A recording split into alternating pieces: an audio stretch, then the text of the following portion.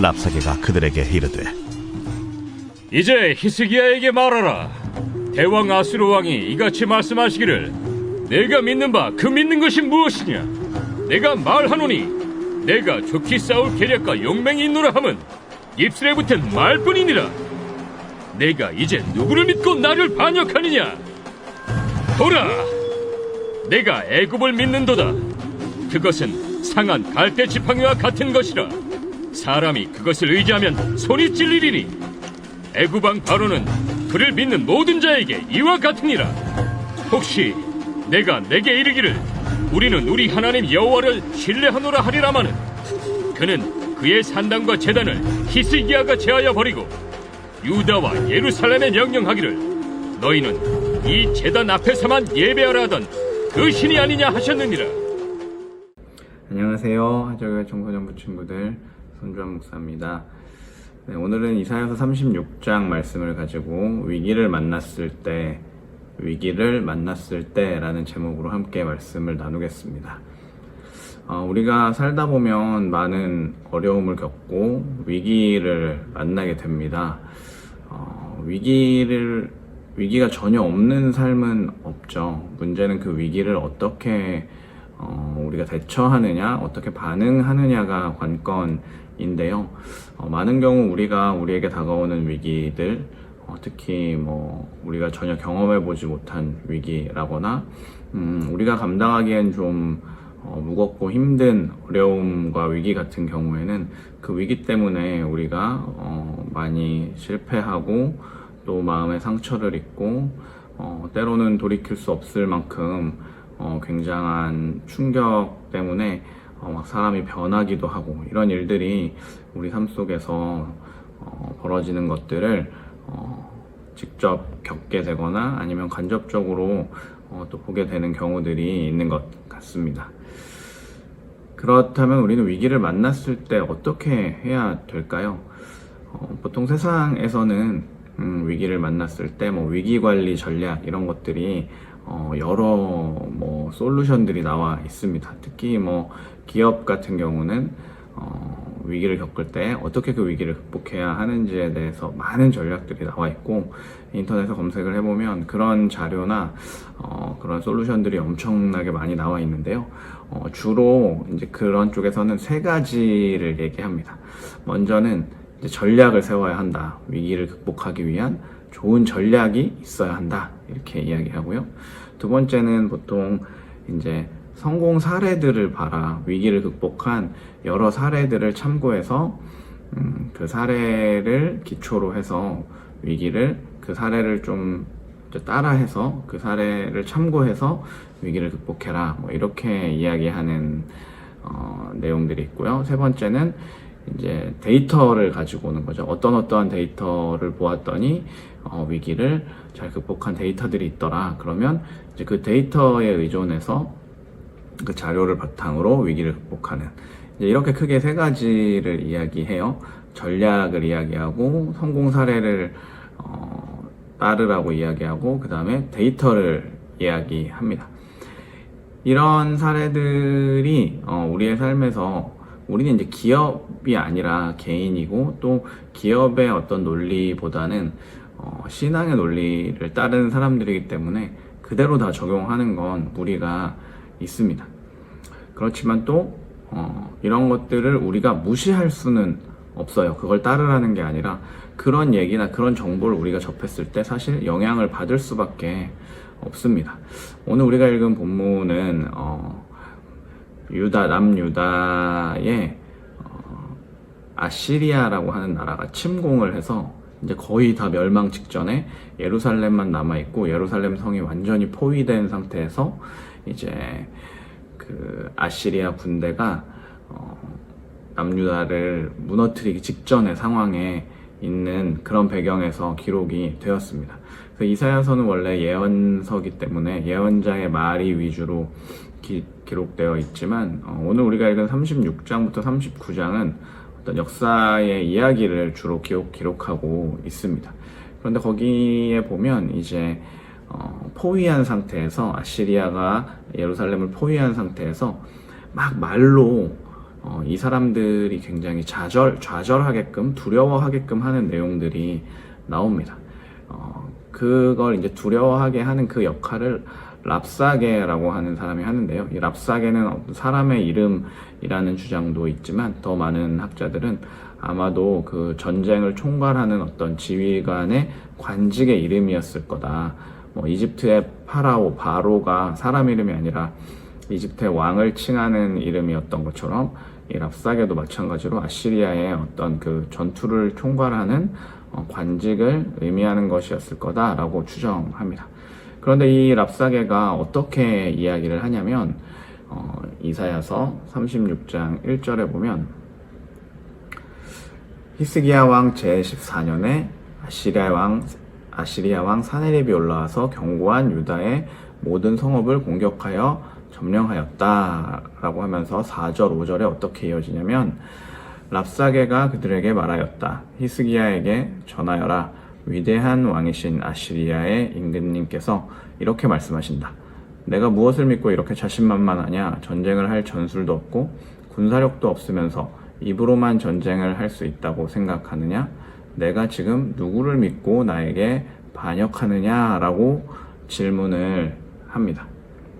이 이야기가 이제 워낙 아시리아는 그때 힘이 센 나라였고 남유다 입장에서는 굉장히 두렵게 다가왔겠죠.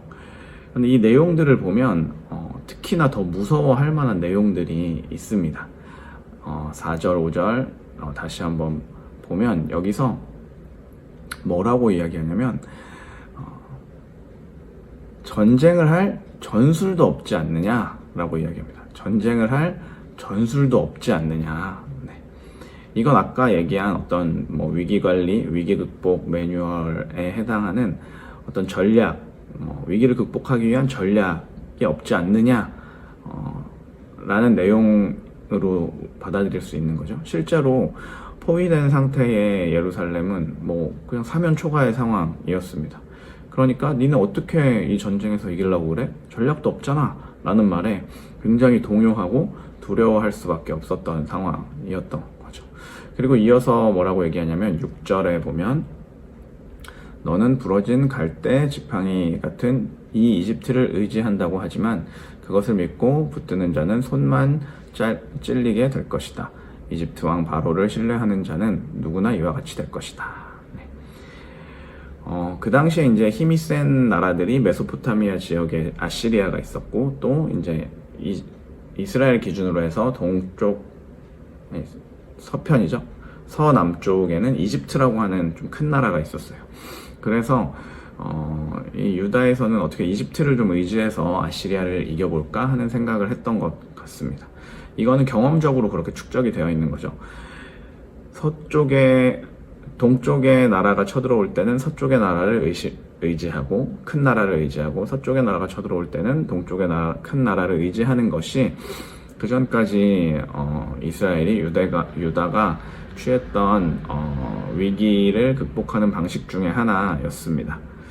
그런데 랍사게가 그런 얘기를 하는 거예요. 니네가 백날 이집트 의지해봐라. 못 이긴다 라고 얘기를 하는 거죠. 이건 아까 이야기한 위기관리 전략에서 두 번째 경험에 관한 부분을 이야기하는 거예요. 니네가 이러이러한 경험들 있지? 그거 안 통해. 우리는 못 이겨. 이렇게 이야기를 하는 겁니다. 세 번째는 어떻게 또 이 랍사게가 얘기하냐면 18절에 보면 히스기야가 너희를 꾀어 주님께서 틀림없이 너희를 구원하실 것이라고 말하더라도 너희는 속지 말아라. 뭇 민족의 신들 가운데서 그 어느 신이 아시리아의 왕의 손에서 자기 땅을 구원한 일이 있느냐라고 이야기합니다. 이거는 아까 이야기한 거에 해당하면 세 번째 데이터에 해당하는 거예요. 수많은 데이터를 봐봐라. 아시리아 이긴 나라 있어? 없잖아. 그러면 아무리 니네가 그런 통계를 봐도 우리를 이긴 샘플이 없기 때문에 이길 수가 없어. 그냥 좋은 말로 할 때 항복해. 이렇게 이야기를 하는 거죠. 이 이야기들이 다 예루살렘 사람들이 듣기에는 굉장히 사무치게 두렵고 사실이고 또 타당한 이야기였을 겁니다. 틀린 얘기가 없었던 거죠. 그렇기 때문에 더더욱 두려워했을 거고 더더욱 위기감을 느꼈을 겁니다. 전략이 있냐? 라고 묻는데 없잖아요, 전략이. 그리고 너희 경험대로 이집트 의지해봐.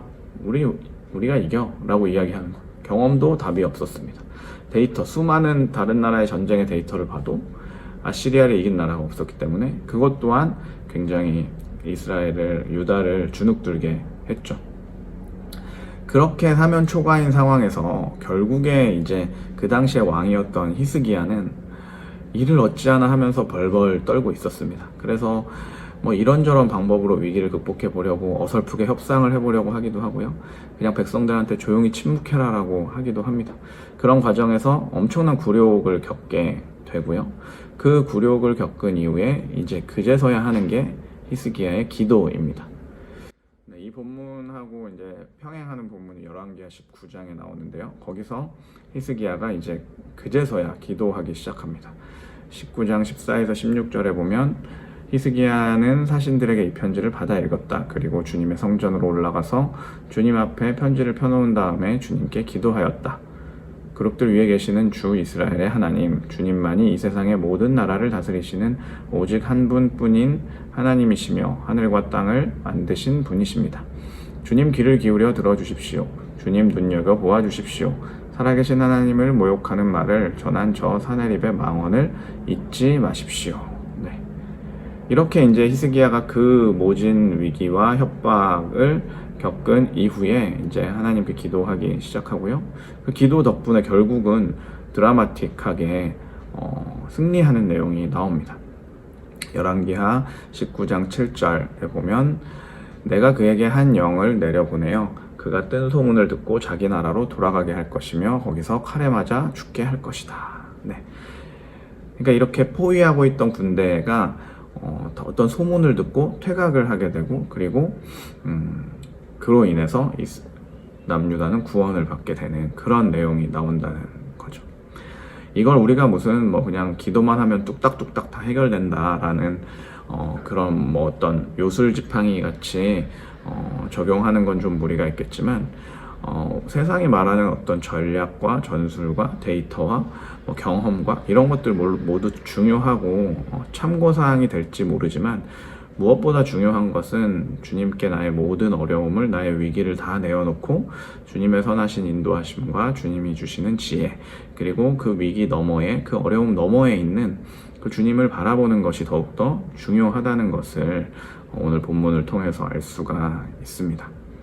바라기는 우리 사랑하는 청소년부 친구들도 지금 뭐 여러 위기에 있을 거예요. 코로나19로 인해서 있는 위기, 또 이런저런 뭐 학교 생활을 통해서, 교회 생활을 통해서 또 여러 가지 관계의 위기들, 또 뭐 학업과 여러 가지 스트레스들, 이런 것들이 있을 텐데, 그럴 때마다 어떤 전략과 전술도 중요하고 데이터도 중요하고 경험도 중요하지만 우리의 기도를 통해서 우리와 함께 하시고 우리를 위로하시는 그 하나님께 다 내어놓고 기도하는 것을 통해서 하나님의 선하신 인도하심을 따라가고 경험하는 그런 친구들 되시기를 예수님의 이름으로 축복합니다. 이렇게 기도하겠습니다. 하나님 아버지 감사합니다. 세상은 경험이 중요하다고 하고 또 전략과 전술이 중요하다고 하고 또 여러 가지 통계와 데이터가 중요하다고 합니다. 물론 그런 것들도 중요하지만 우리가 그것보다 더욱더 하나님께 먼저 기도하고 하나님의 선하신 인도하심과 지혜를 쫓고 그 믿음을 가지고 우리에게 주어진 위기, 어려움을 만났을 때 극복해 나가는, 하나님과 함께 승리하는 우리가 될 수 있도록 하나님 함께하여 주시옵소서. 사랑이 많으신 예수님의 이름으로 기도합니다. 아멘.